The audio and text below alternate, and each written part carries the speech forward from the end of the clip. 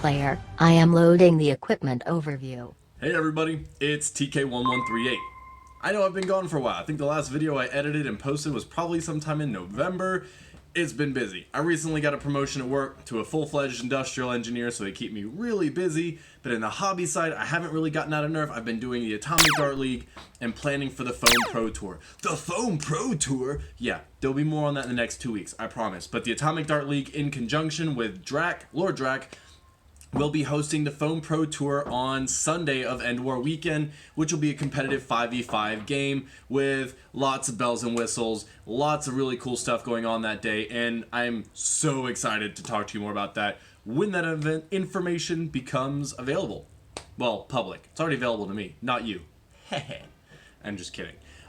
So anyway, this video is actually going to be part 1, I guess, of my 2019 Endwar prep. That's a bit early, I guess, but, you know, Endwar is like 3 months and some change away.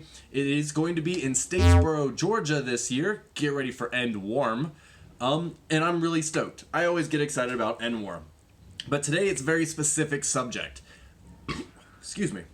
When I played HVZ in college, we had a rule for all of our night missions, and that was that you had to have red flashlights only. That's something I absolutely love and something I've wanted for years, and this year, HVZ Endwar is going 100% to red lights. If you read the tiny URL link that is on the HVZ Endwar 2019 page, there is the rules for this year. A couple small changes, a couple big changes. The number one change about, for this video at least, is that all flashlights have to be red lights. No if, no and, no buts. No buts. So, all lights need to be red. Now, why is this important? Well, there is a nature conservatory on the Georgia Southern University, and the animals are a little bit susceptible to bright white lights, but more importantly, we even had complaints last year, guys. Like, I mean, Georgia Southern is very much the same way as as Athens was. There's roads all across campus, so cars shining flashlights and drivers. I mean, we're already talking about, hey, please don't hit 24 people running through the dark. That's a lot to ask. But now we're trying not to blind people. Big deal.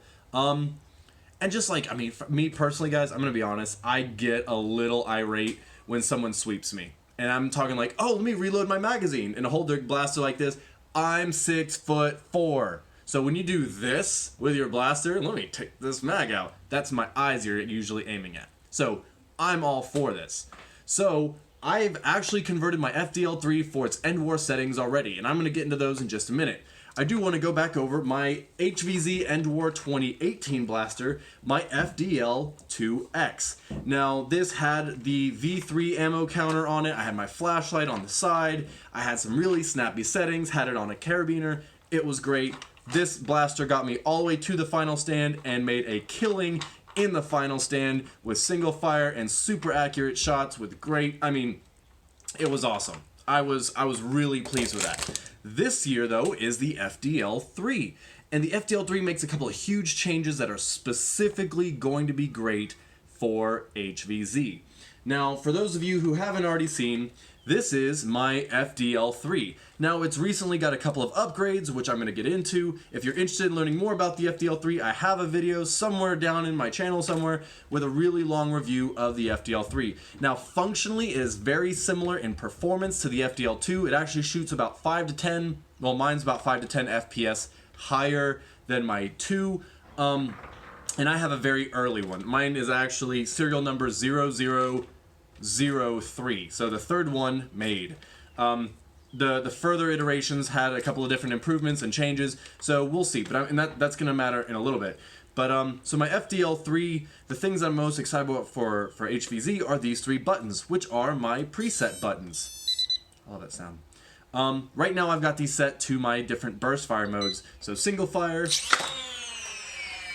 That magazine was loaded. 2-round burst. And full auto. Excellent. Now that's going to be really great, and that's a huge improvement over the FDL-2, where even though the FDL-2 was FPS locked for Endwar, which has a 130 FPS cap this year, last year, the year before, probably will be forever, The thing was, with the FDL-2 Plus, you had a knob that you could change, which I really liked, and the FDL-2X gave you more control, but the downside was it wasn't quite as easy to change out your settings. This way, I can lock my blaster into 130, but still have the ability to change my rates of fire. Really, really cool. So anyway, improvements that this blaster has for Endwar is the new V4 AmmoCounter.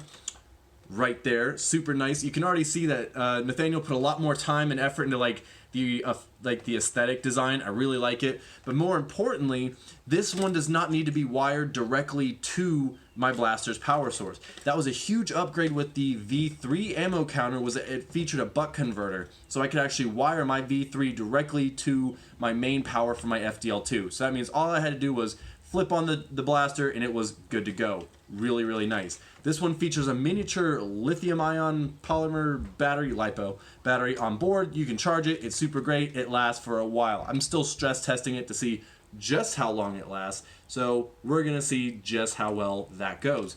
But other than that, I do have my red dot sight. Is it effective? Not really, but it's super cool. That's a big deal. But yeah, I got my V3 ammo or V4 AmmoCounter, got a stock on it, and it also features the Elusive Shroud. Elusive Shroud.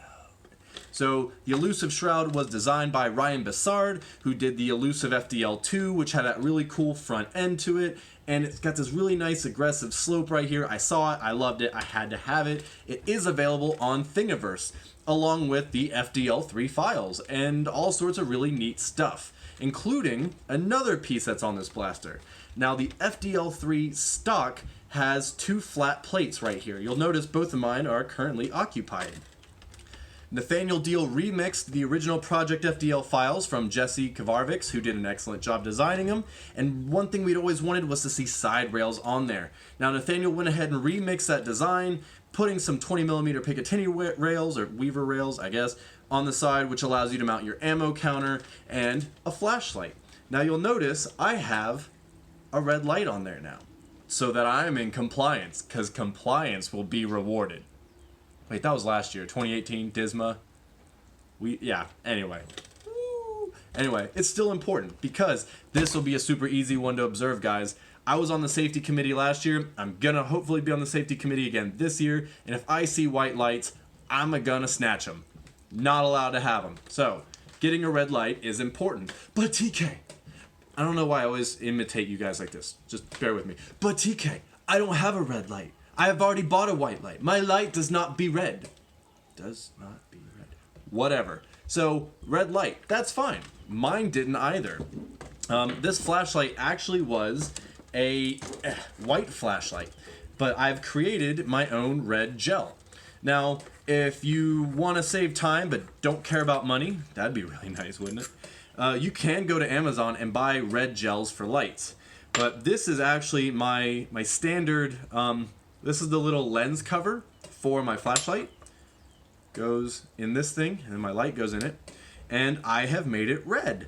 Very, very effectively. And so now I have a cool red light. But I did not permanently alter my light. In fact, it is a very simple modification that will allow you to do the same thing.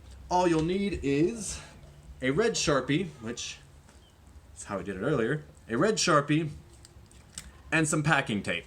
You put a piece of packing tape over your lens cover, you color it with Sharpie. You put another layer, you color it again, and then another layer, and you color it again. And you just keep repeating this over and over until you get the desired amount of red. One time will not be enough. That will give you a pink light. I promise you, it will be very pink.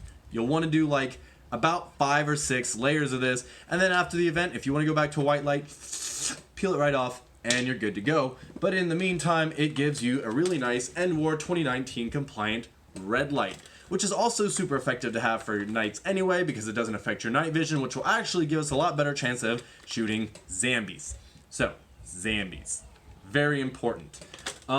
Anyway, so if you want to comment down below, blah blah blah, stuff about that, making a red gel, super easy. I might do a separate video of this and post on the HVZ Endwar page separately, and then you guys are like, oh, I've already seen this. See, I imitated you again. Anyway, so now, as I mentioned earlier, this is, if you don't own an FDL, the rest of this really won't matter to you, but I'm going to throw it in here anyway. My FDL settings for this year are once again rolling at around 25% power output. I've got my minimum speed down to about 250, my maximum speed about 300, gives me really nice snappy shots, and puts me at about 125, 126 average FPS. I had a couple of high shots at 127, 128, and a low at around 114, but I would rather be safe than sorry. So anyway, it's going to be super important. Make sure your blaster's under 130 and that you have a red light. Anyway, for your FDL users, we will have the whole locking mechanism up on the FDL user group page shortly, but in the meantime, this is my HVZ Endwar primary, my FDL-3, and I am super excited to take it to Endwar this year. So, this has been TK1138. Thanks for watching, and nerf well, my friends.